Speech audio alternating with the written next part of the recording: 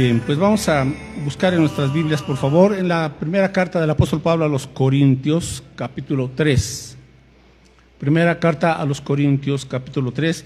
Espero que tengan a la mano, porque les dije que estos domingos vamos a estar basando nuestros mensajes de acuerdo a este gráfico sobre los últimos tiempos y la venida de Cristo. Les sugerí que lo doblara y lo guardara en su Biblia para que no se le olvide. Así es que si usted no tiene, pues nos va a esperar hasta la próxima semana porque ya se acabaron. El próximo domingo traeré más gráficos de estos, pero traiga el suyo para que no estemos pues dando y lo guarde allá en su Biblia, ¿sí? Entonces, Primera de Corintios, hoy vamos a ver el asunto, el tema del tribunal de Cristo. Entonces, Primera de Corintios capítulo 3, y vamos a leer los versos del 9 al 15, solamente del 9 al 15. Primera de Corintios 3, del 9 al 15, ¿ya lo encontramos?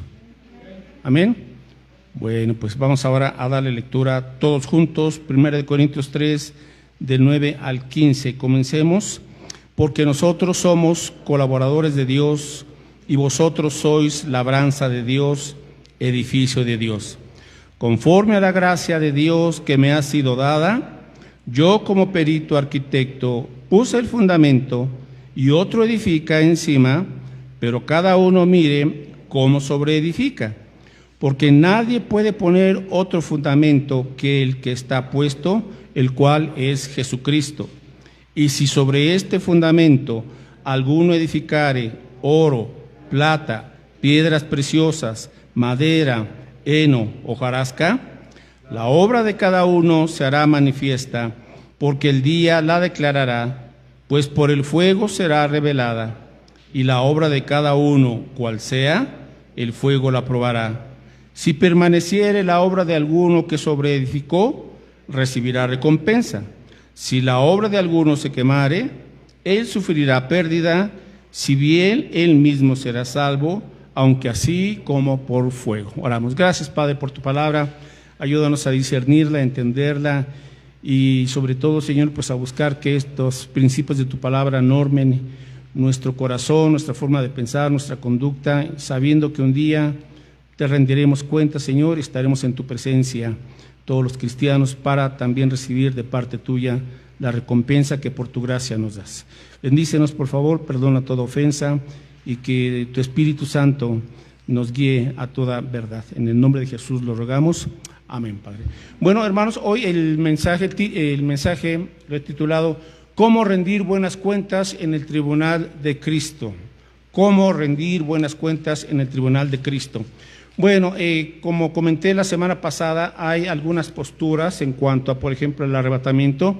Dije que hay cristianos que creen que el arrebatamiento será antes de la tribulación, que es la postura que yo creo y que aquí comparto con ustedes. Hay otros creyentes que creen que el arrebatamiento, cuando Cristo venga, vendrá a la mitad de la tribulación, o sea, en los primeros 3 años y medio, a la mitad.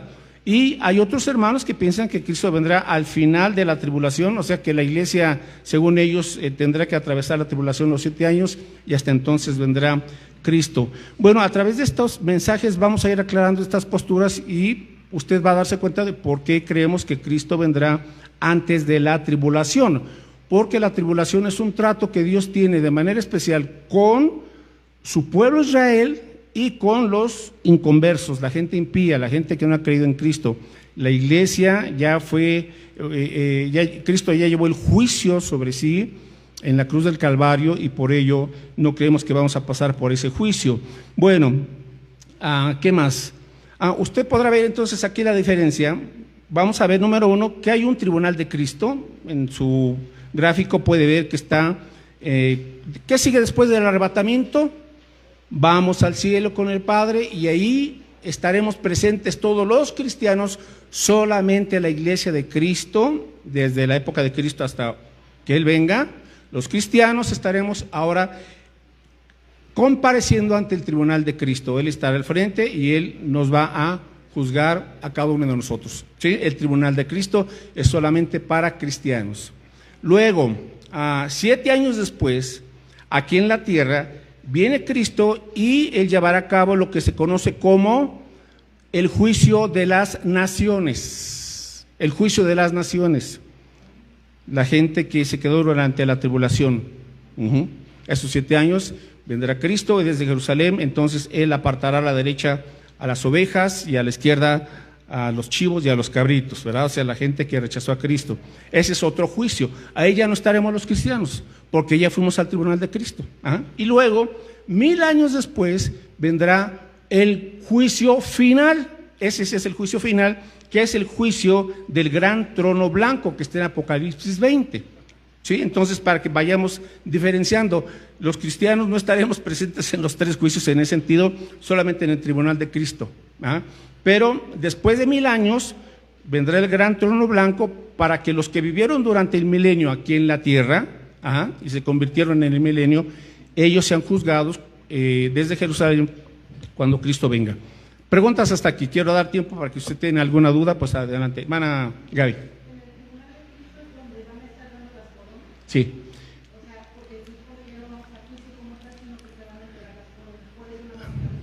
Sí, así es. Será un juicio, vamos a llamar así, de recompensa, nada más. No será de condenación. En los otros 2 juicios habrá condenación, en el de las naciones y después 1000 años posteriormente en el del gran trono blanco.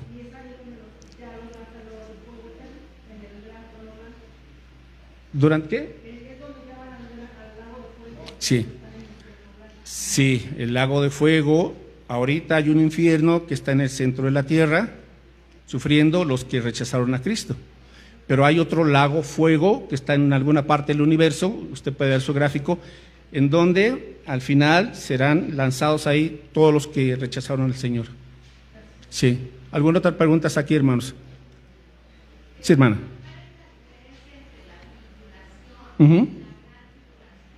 Bueno, la diferencia es que está dividido en 2 partes, 3 años y medio. En la tribulación apenas comenzarán los dolores de parto, poco a poco. Vendrá el anticristo, proclamando paz y seguridad, engañará a muchos, y después de cierto tiempo que no sabemos cuándo, comenzarán guerras y plagas. Pero la diferencia es que irá en aumento, en intensidad y en frecuencia. Y a la mitad de los 7 años y medio, de los 7 años, el anticristo se proclamará Dios. Y a partir de ahí comienza la gran tribulación. ¿Por qué gran tribulación? Porque habrá una persecución como nunca la ha habido sobre los judíos y sobre las personas que se van a convertir a Cristo durante la gran tribulación. Pero vienen los peores juicios después en la segunda mitad de la tribulación, que es la gran tribulación, vienen los peores juicios que han habido sobre la humanidad. Esa es la gran diferencia. ¿Alguna otra pregunta, hermana Lupita? No, por eso les dije, hay 3 posturas. Hay creyentes que piensan que el arrebatamiento es antes de la tribulación. Eso es lo que yo creo y lo que voy a ir aquí probando con la Escritura. Hay otros hermanos que también son cristianos que piensan que la iglesia pasará los primeros 3 años y medio de tribulación y que a la mitad viene Cristo y los levantará. Esa es otra postura. Yo no tengo esa convicción. Y otros hermanos que piensan que la iglesia va a atravesar los 7 años de tribulación y al final de la tribulación, según ellos, viene Cristo y ¿sí? Esa es otra postura. Yo voy por la primera postura y voy entonces a explicar por qué a la luz de la Escritura. ¿Son hermanos? Sí, son hermanos y los amamos. ¿Sí? Bien. Ok, entonces, ¿cuándo la iglesia es arrebatada, mis hermanos? Que el arrebatamiento, también vamos a ver posteriormente cuál es la diferencia. Ahí les voy a compartir un gráfico muy interesante. ¿Cuáles son las diferencias? ¿Por qué no es lo mismo el arrebatamiento que la segunda venida de Cristo? ¿Por qué no es lo mismo? Hay diferencias y son varias, ¿verdad? Entonces, cuando Cristo venga por la iglesia, que puede ser en cualquier instante porque es inminente, significa en cualquier momento, ¿sí? Viene Cristo por la iglesia, nos levanta y compareceremos ante el tribunal de Cristo. Ahora sí, busque por favor 2 Corintios 5:10. En este tribunal de Cristo solamente estaremos los cristianos, ningún inconverso estará ahí, ninguno, solamente la iglesia. Entonces será un tribunal para recompensar. 2 Corintios 5:10, a ver qué dice aquí la Escritura, mis hermanos. Dice aquí, 2 Corintios 5:10, porque es necesario que todos nosotros, los cristianos, comparezcamos ante el tribunal de Cristo. Observe cómo lo categoriza aquí como el tribunal de Cristo. No dice ante el gran trono blanco. le llama específicamente el tribunal de Cristo. Dice, para que cada uno, de manera personal, sin excepción, reciba según lo que haya hecho mientras estaba en el cuerpo, sea bueno o sea malo. Ahora, aquí se refiere al servicio. Si nuestro servicio fue bueno o nuestro servicio fue malo. Está hablando, el tribunal de Cristo, Dios no va a juzgar nuestros pecados. Ya fueron juzgados en la cruz del Calvario. ¿Sí? Esto debe de quedar bien claro. En el tribunal de Cristo, Dios no va a juzgar los pecados. Cristo ya llevó todos nuestros pecados pasados, presentes y futuros, los pagó todos en la cruz del Calvario.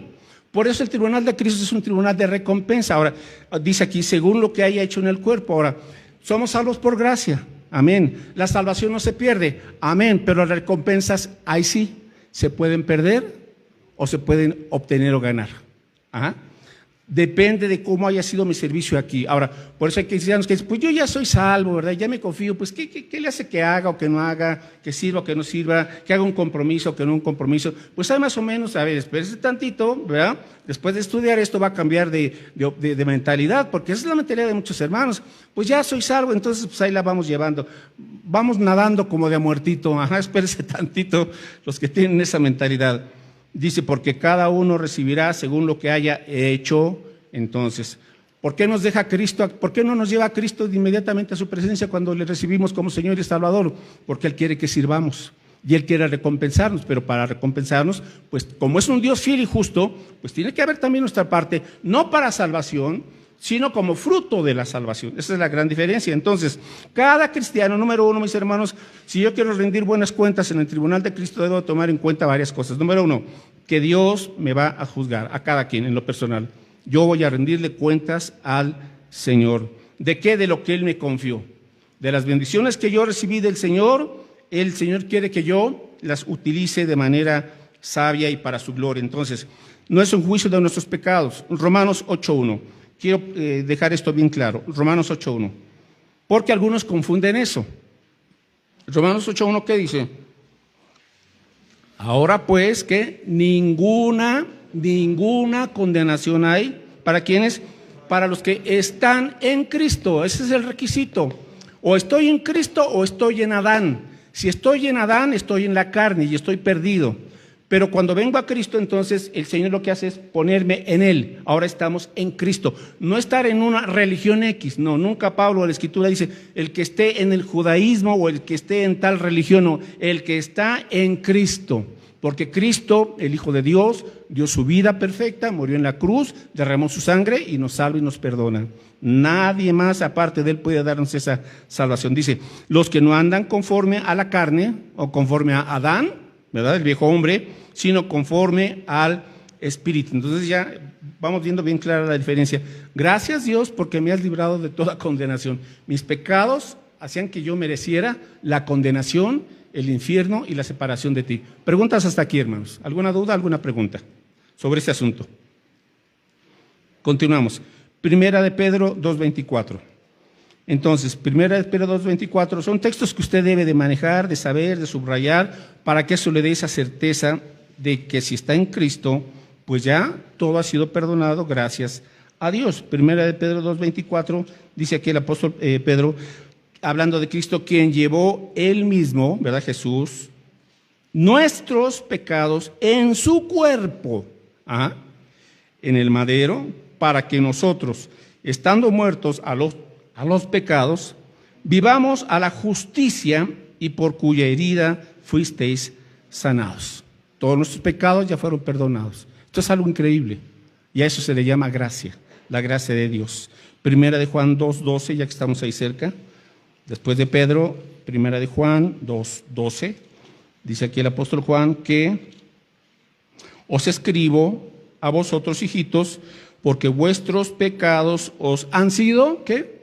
Perdonados por su nombre. O sea, si no es en el nombre de Cristo, pues no hay perdón, pero ya han sido perdonados todos nuestros pecados. Ok, en segundo lugar, mis hermanos, Dios va a juzgar nuestras obras, ¿verdad? Nos va a juzgar como mayordomos y como siervos. como mayordomos y como siervos. ¿Qué significa esto? Busque 1 Corintios 4:2. Ok, entonces, aquí ya comenzamos a entender, ¿verdad? ¿Por qué Dios nos dejó aquí en la tierra? Bueno, porque nos ha depositado una serie de recursos, de bendiciones, de oportunidades para llevar el Evangelio. Entonces, 1 Corintios 4, versos 1 y 2 dice, así pues que ténganos los hombres por servidores de Cristo y, ¿qué más? Administradores de los misterios de Dios. Ahora bien, se requiere que los administradores o mayordomos, ¿verdad?, que cada uno sea hallado fiel. Entonces, cuando el Señor nos está dando esos recursos, nos confía y nos bendice, es porque Él quiere que seamos hallados fieles en lo que Él nos ha dado. Claro que lo disfrutemos, por supuesto, pero que también hagamos un buen uso, tiempo, tesoro, talentos, dones, relaciones, influencias, etcétera, etcétera. Entonces, ¿cómo nos va a juzgar el Señor? Como mayordomos, como siervos, como administradores. Dios nos dice, te confié esto. Ahora, esto viene a partir de que aceptamos a Cristo como Señor y Salvador. Antes de ser cristianos, no. Cuando usted rinde su vida y se convierte en cristiano, a partir de ese momento, cuenta todo lo que Dios le da para que usted comience a servir. Lo de antes no, sino a partir de que usted se convierte en hijo de Dios, en hija de Dios, de ahí comienza a tomar en cuenta nuestra rendición de cuentas ante el Señor. ¿Preguntas hasta aquí? ¿Vamos? Bien. Ahora, Efesios 2:10. ¿Qué dice Efesios? Una vez más para aclarar esta diferencia, ¿verdad? Y que no haya dudas. Efesios 2. Bueno, comenzamos con el verso 8, diciéndonos que por gracia sois, ¿qué? Salvos, por gracia, por medio de la fe. Y esto no de vosotros, pues es un don o regalo de Dios. Entonces debe de quedar bien claro, la salvación nunca la compramos, nunca la ganamos, nunca nos la merecimos, nada. Es un regalo que Dios nos da por su gracia, por su amor gratuito y algo que no merecíamos. Nos da la salvación. Pero ahora sí continúa también, que la salvación no es por obras, para que nadie se gloríe, para que nadie se envanezca, ni para que nadie le diga, mira Dios, por mis buenas acciones, por mi buen comportamiento me gané la salvación. Eso nadie lo podrá decir. Verso 10. Entonces, ¿por qué? Porque somos hechura suya. O sea, cuando usted viene a Cristo, Dios le convierte a usted en una nueva creación, una nueva criatura. Dice, somos ahora hechura suya, creados en Cristo Jesús, ¿para qué? Ahí está el propósito. ¿Para qué existimos? Para buenas obras, las cuales Dios preparó de antemano, para que anduviésemos en ellas. Este verso es tremendo, porque nos está diciendo entonces que cuando venimos a Cristo, Él nos hace nuevas personas, mis hermanos, una nueva identidad, somos gente diferente, ya no tenemos por qué tener un viejo paradigma, pues es que yo he sido así toda la vida. No. Usted viene a Cristo y Dios le da una nueva identidad, le da un nuevo corazón, la mente de Cristo le hace una nueva persona. A partir de ahí, Dios le da también ciertos dones espirituales, etcétera. Y dice que somos creados en Cristo Jesús, es decir, que Dios hace obras excelentes.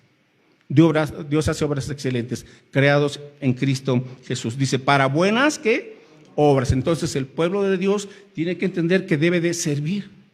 No es nada más, mis hermanos, no se trata nada más de asistir y escuchar un sermón los domingos y ya cumplí con eso. No, ¿verdad? Se trata de que Dios nos ha hecho aptos para buenas obras. Ahora, observe esto que es también increíble.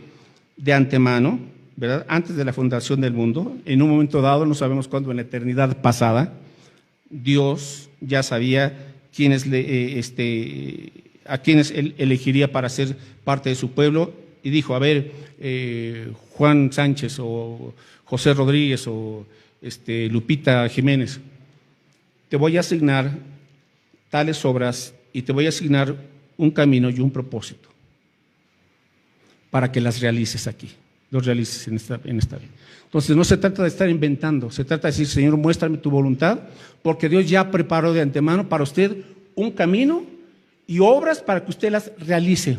Y por eso Dios le dio a usted la capacidad para que las lleve a cabo. O sea que no hay pretexto, no hay excusa de, pues Dios, no sé qué hacer, ya preparé un camino para ti. Dios, ¿y cómo lo hago? Ya te he capacitado. con dones, con mi Espíritu Santo. Y por ejemplo, busque usted en 2 Corintios 3, versículos 4 al 6.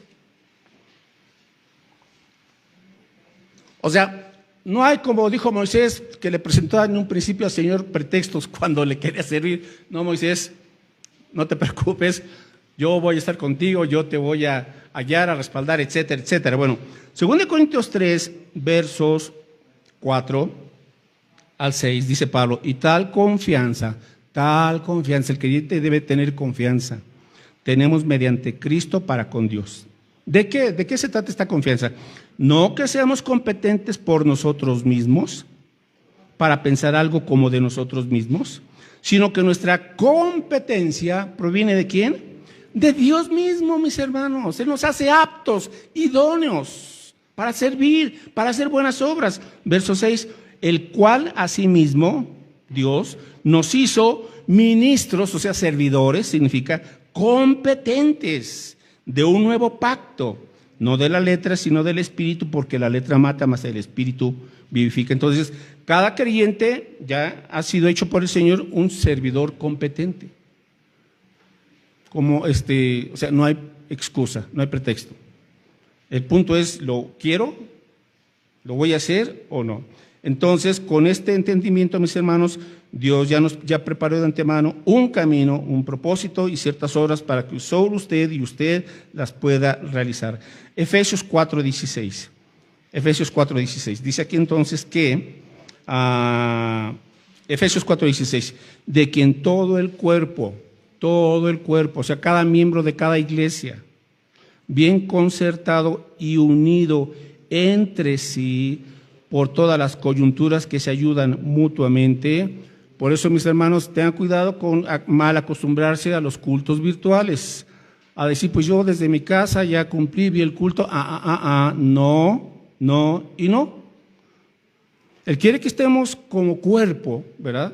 Imagínense que su mano le diga, ¿sabes qué? Es domingo, yo no quiero estar contigo, vete a donde quieras, pero yo me zafo de ti. Pues qué ilógico. Bueno, pues así de ilógico es el pensamiento de algunos hermanos que dicen, pues yo solamente vía transmisión, ¿verdad? Ya estoy cumpliendo con el Señor. No, somos un cuerpo, tenemos que estar bien concertados y no de vez en cuando, sino como debe de ser. Entonces, continúa aquí, por todas las coyunturas que se ayudan mutuamente. Entonces, por eso Dios nos creó así, hermanos, para depender los unos de los otros, ayudarnos, apoyarnos mutuamente. Y continúa, según la actividad propia de cada miembro. La actividad propia de cada miembro, entonces recibe su crecimiento para ir edificándose en amor. Entonces se trata de que usted crezca y de que usted se edifique, y de que usted edifique a otros más, y de esta forma entonces crecemos en amor los unos para con los otros. Así es que cada miembro de la iglesia debe llevar a cabo las obras que Dios le ha asignado y servir. Ahora, hay un problema, mis hermanos, cuando hablamos de la iglesia, a veces le ponemos, como se dice, de todo en el trabajo, en un proyecto personal, en algo, pero cuando se trata de servir al Señor, operamos bajo la ley del mínimo esfuerzo. O sea, el mínimo de compromiso, lo menos de tiempo que yo pueda darte a ti, Señor, lo menos que yo pueda cooperar para tu obra, Señor, lo menos que haga, que se requiera de mí algo, Señor. Bueno, si usted opera bajo la ley del mínimo esfuerzo, entonces usted va a dejar de recibir recompensas, porque las recompensas que Dios va a dar en el tribunal de Cristo depende de el servicio que hagamos aquí, mis hermanos. No de si le caemos bien o mal al Señor, sino Él va a ver la fidelidad de nuestras obras. Bueno, ahora, en 1 Corintios 3:9, vamos a este pasaje que es el pasaje central, donde habla del tribunal de Cristo. Y dice aquí entonces que hay un fundamento. Es decir, lo que hacemos tiene que ser sobre el fundamento que es Cristo. Señor, para glorificarte. Lo hago para agradarte, para que tu nombre sea dado a conocer. Tú eres el fundamento, ¿verdad? O sea, no lo hago por mí, Señor, lo hago por ti en gratitud. Ahora, vamos al versículo 1 Corintios 3, versículo 11. Nadie puede poner otro fundamento, ¿sí?, que el que está puesto. ¿Quién es el fundamento de la iglesia y del cristiano? Jesucristo. No es ningún hombre, ningún apóstol, ningún profeta, ningún predicador, ningún evangelista, ningún pastor. El fundamento es solamente Cristo Jesús. Ahora, verso 12. Y si sobre este fundamento alguno edificare, y aquí vienen los materiales, si alguno edificare oro, plata, piedras preciosas, o sea, estas primeras categorías de materiales son buenos materiales, y luego menciona otros 3 materiales que son materiales inútiles o malos en ese sentido: madera, heno, hojarasca. Verso 13: entonces la obra de cada uno se hará manifiesta, porque el día la declarará, pues por el fuego será revelada, y la obra de cada uno, cual sea, el fuego la probará. Bueno, entonces, usted y yo podemos hacer, al servir al Señor, usar estos materiales. Está hablando simbólicamente en cierto sentido. ¿Qué estoy usando en mis obras para servir al Señor? Oro, plata, piedras preciosas. Esos son materiales positivos y de buena calidad. O estoy usando materiales de mala calidad en ese sentido: madera, heno, hojarasca. Y estos son los materiales que usted sabe de cuáles está usando para servir al Señor. Bueno, comencemos por ver si estamos sirviendo al Señor y luego ver el tipo de material. Entonces, Dios juzgará cada una de estas obras. Entonces, ¿cómo será este asunto? Estará Cristo en el tribunal y de manera personal cada quien estará delante del Señor. Ahora, cuando habla de fuego, ¿verdad? Claro, habla en un sentido simbólico, pero estaremos delante del Señor, le rendiremos cuentas, y el Señor, cuando habla de fuego, habla de su discernimiento. Él conoce todo: las intenciones, la cantidad, la actitud, todo de lo que hicimos. Y cuando diga, a ver, Juan Ramírez, pasa al frente delante del Señor. Y el Señor entonces escudriñará su obra, lo que a partir de Cristo hasta el momento en que le llamó a su presencia: aquí está mi vida, aquí está, Señor, lo que hice. Y entonces, de acuerdo a eso, su obra, una de dos: o se quema o prevalece. Dice, si prevalece fue porque estuviste usando materiales preciosos como el oro, la plata y las piedras preciosas, entonces el Señor le dará su recompensa. Si a este hermano, ¿verdad?, que dice, pues, aquí está mi obra, Señor, y el Señor, al emitir y al ver su juicio, y esa obra al pasar delante del Señor se quema, se quemó, ¿habrá recompensa? En ese sentido no. Y ahorita vamos a ver para qué son las recompensas. Y luego dice Pablo, pues si tu obra no pasó, dice, bueno, pues serás salvo todavía. ¿De acuerdo? O sea, no se trata de ahí de ganar o perder su salvación, ya es salvo. Pero el problema es que habrá creyentes que en el tribunal de Cristo recibirán recompensas y habrá creyentes que irán con las manos vacías, siendo cristianos, sí. Pero como aquí no quiso comprometerse, no quiso obedecer al Señor, siempre puso pretextos, siempre le dio largas para servir, pues bueno, entonces cosecharemos lo que estamos sembrando. ¿Dudas, preguntas hasta aquí? A ver, mis hermanos. ¿Qué pasa, por ejemplo, con una persona, no sé, tiene un accidente, ¿no? Y quizá en ese momento, alguien se acerca a predicarle y en ese momento acepta, pero enseguida se va a la presencia del Señor? O sea, ¿qué pasaría con esa persona? Porque en realidad no tuvo tiempo como de hacer algo para recibir recompensa. Bueno, Dios, que es justo y fiel, sabrá cómo recompensarle. Es el caso del ladrón que estaba en la cruz. Ajá. De uno de los dos ladrones. Uno se burló del Señor, el otro en la cruz se arrepintió y le dijo al Señor, hoy estarás conmigo en el paraíso. ¿Tendrá recompensa? Yo creo que alguna recompensa le dará el Señor, claro que sí, por supuesto. Dios es justo y Él sabrá cómo recompensarle en ese instante. Okay. Y bueno, esto del tribunal está pasando a la par que aquí en la tierra está los 7 años de la tribulación. Ajá. Nosotros estaremos entonces en esos 7 años recibiendo nuestra recompensa. Sí, así es. Y se habla de otro periodo que es lo de las bodas del Cordero. Sí, al final, del tribunal de Cristo son las bodas del Cordero. Okay. Sí, así es. Mientras el mundo y los judíos están aquí 7 años de tribulación, la iglesia estará 7 años en el cielo recibiendo sus recompensas, rindiendo cuentas. ¿Sí está claro el asunto, hermanos? ¿Sí o no? ¿Ya? Bueno, entonces, dice Pablo, bueno, pues, a verso 15, si la obra de alguno se quemare, él sufrirá pérdida. ¿Qué va a perder la salvación? No, su recompensa. Si bien, y lo aclara, él mismo será salvo, ahí está, él mismo será salvo, aunque así como por fuego. O sea, va a entrar al cielo oliendo a humo un poquito, ¿verdad? Porque su obra se le quemó. Bueno, yo hablo en sentido figurado en cierto aspecto. Ok, entonces mis hermanos, tengo que preguntarme, Señor, ¿estoy sirviéndote con material de buena calidad o de mala calidad? ¿Ya? Bueno, ahora alguien preguntará, bueno, entonces el Señor va a recompensar solamente lo que son el servicio y las buenas obras. Sí, bueno, ¿y mi conducta?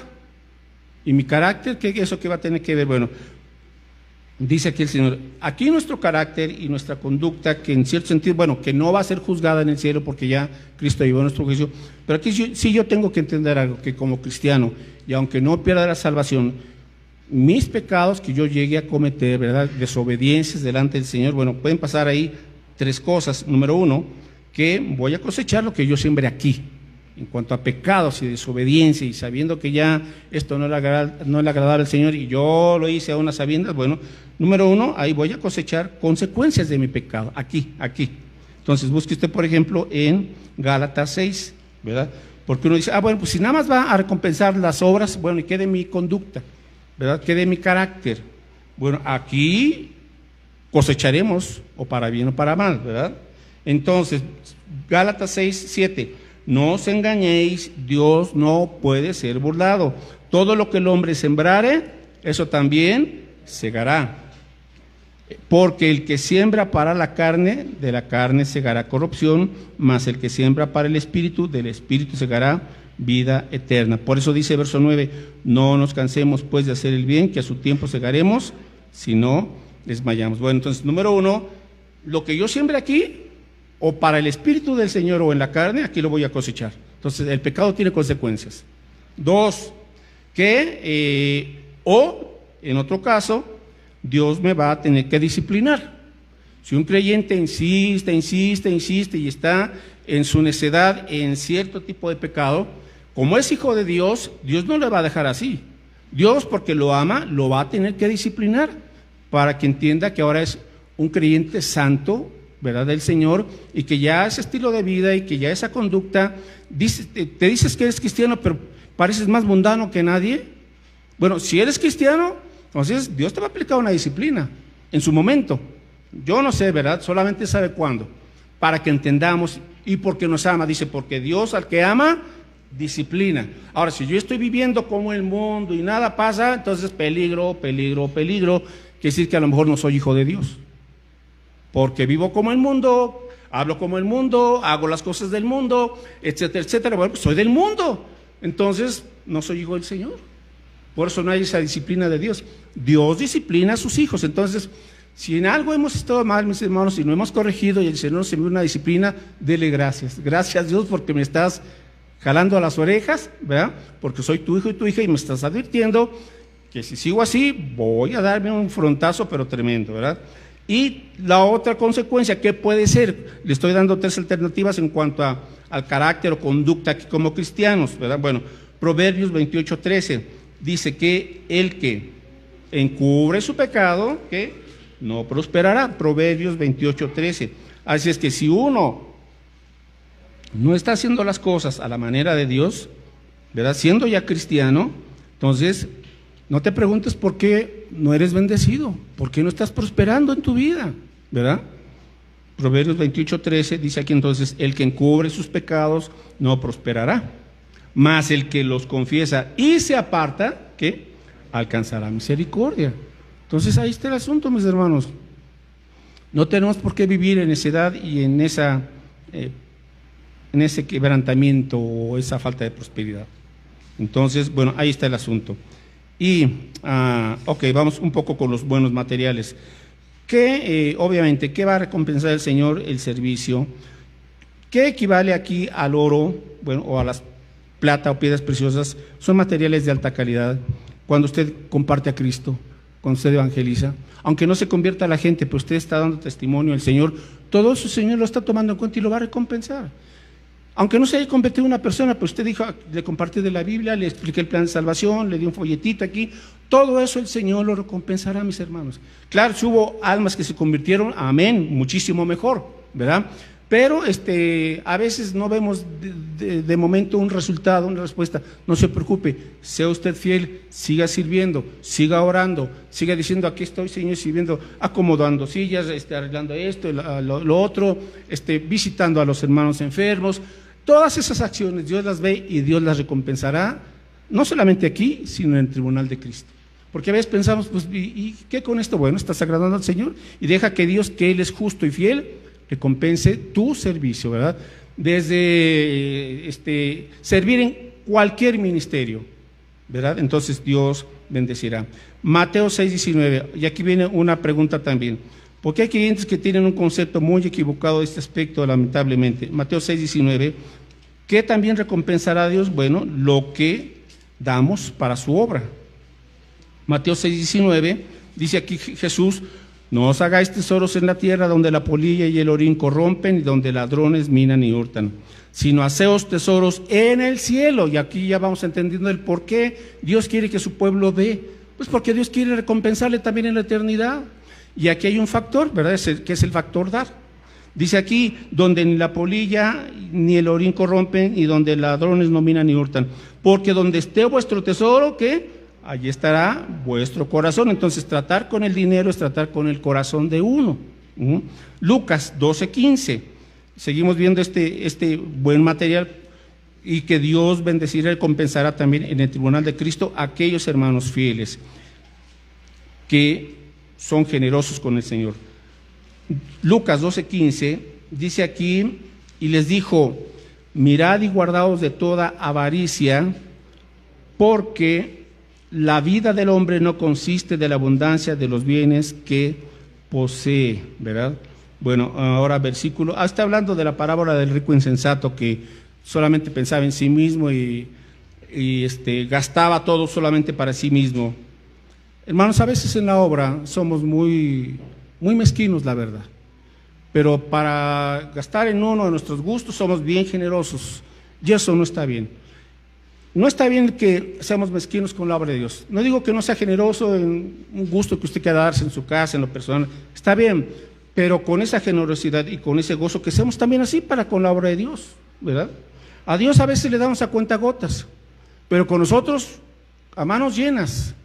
No, mis hermanos, a manos llenas con el Señor, y si se puede también con nosotros, pues qué bueno, adelante, amén.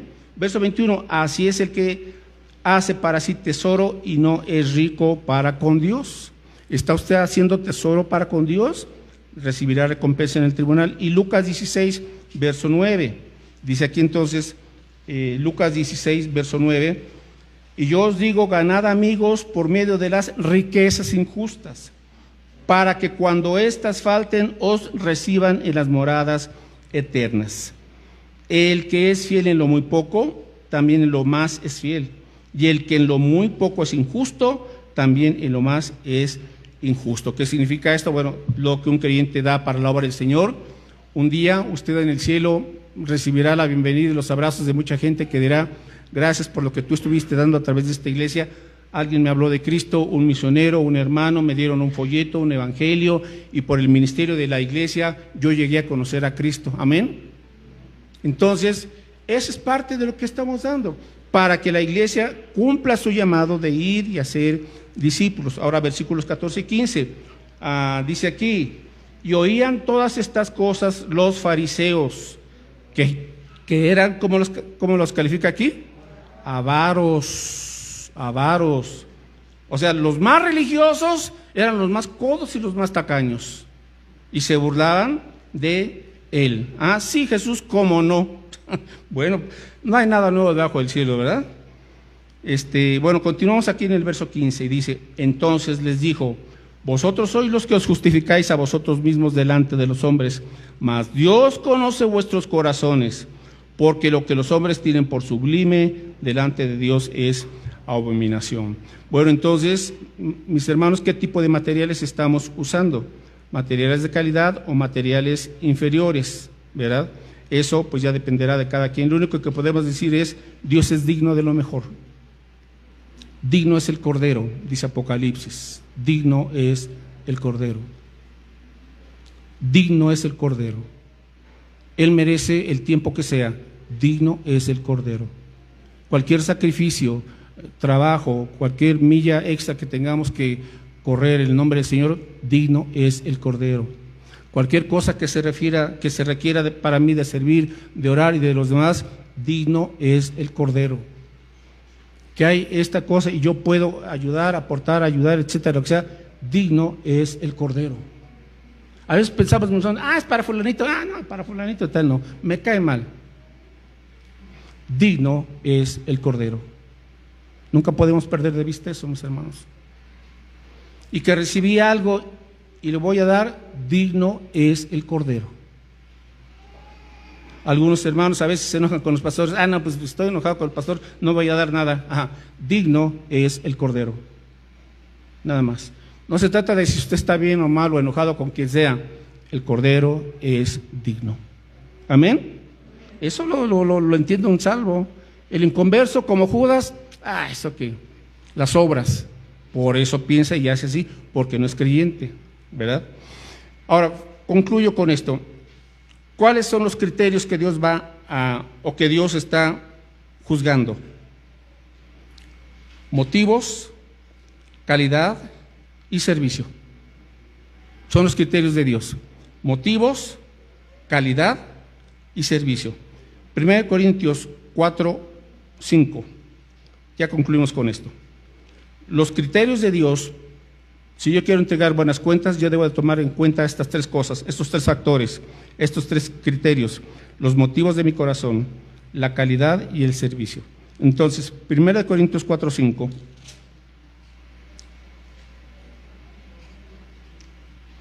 Dice así: así que no juzguéis nada antes de tiempo, hasta que venga el Señor, el cual aclarará también lo oculto de las tinieblas y manifestará las intenciones de los corazones.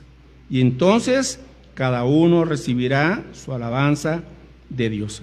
Entonces, cuando yo estoy haciendo algo, lo que sea, yo tengo que entender con qué motivo estoy haciendo esto: para glorificar a Cristo o para glorificarme a mí, o para agradar a los hombres. Entonces, Dios dice aquí que Él aclarará las intenciones. ¿Por qué estoy haciendo lo que estoy haciendo? ¿Por qué estoy diciendo lo que estoy diciendo? ¿Cuáles son las intenciones? ¿Cuáles son los motivos? ¿Verdad? ¿Qué me mueve?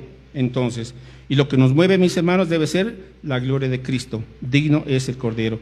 2 Corintios 5:10, ¿qué criterio ve Dios? La calidad de lo que estoy haciendo, el material. Entonces, 2 Corintios 5:10, porque es necesario que todos nosotros comparezcamos ante el tribunal de Cristo para que cada uno reciba según lo que haya hecho. ¿Qué hice? ¿Lo que hice tuvo valor? ¿O lo que hice fue algo que simplemente fue para, pues nada más porque no había otra cosa que hacer? ¿El material que estoy usando, Señor, es oro, plata, piedras preciosas, o es heno, hojarasca y madera? Cuando un creyente sirve con mala actitud, miren, hermanos, hay algunos creyentes que se les permite servir en tal o cual cosa, pero tanto tiempo, y ya quieren terminar lo más pronto posible. Oiga, es un privilegio servir al Señor. Recuerdo, y esta frase y este ejemplo lo pongo con cierta frecuencia porque pues es un ejemplo muy triste. Se le dijo a una hermana, ¿quieres servir en tal ministerio? Y esta hermana dijo, no, porque servir en el ministerio es causarme problemas. Oiga, por Cristo, yo estoy dispuesto a lo que sea, porque Él estuvo dispuesto a meterse en toda clase de problemas por usted. Ahora no les digamos, Señor, es que con esto me voy a tener que levantar más temprano, con esto voy a tener que invertir más, con esto voy a tener que poner más esfuerzo, voy a tener que dejar de hacer. ¿Qué? ¿No vale la pena el sacrificio de Cristo, todo eso? Pregunto. Pero a veces así somos, mis hermanos, ¿verdad? Ya lo menos la ley del mínimo esfuerzo no. Señor, aquí estoy, aquí está mi vida en sacrificio, lo que tú pidas, aquí estoy, Señor, dispuesto y disponible, Padre Santo. Y finalmente, entonces, el otro criterio es el servicio. Servir. ¿Estoy sirviendo de corazón? ¿Amo a la iglesia? ¿A mi iglesia en donde Dios me colocó? ¿En donde Dios me llamó? defiendo a mi iglesia, oro por mi iglesia, no permito que hablen mal de mi iglesia, estoy para edificar a mi iglesia. Ahora hablo no de propiedad de uno, sino a la iglesia a la que pertenezco. Procuro lo mejor y la mayor bendición para mi iglesia. ¿Ora usted por la iglesia?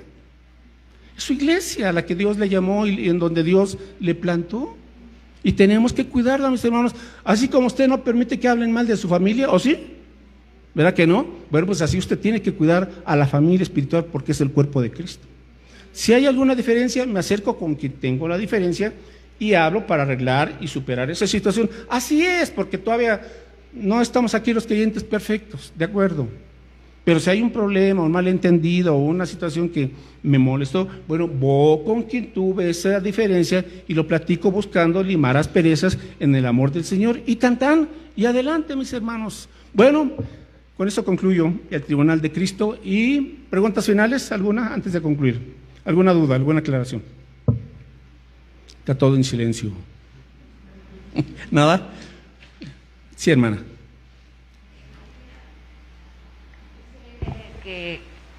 Gracias.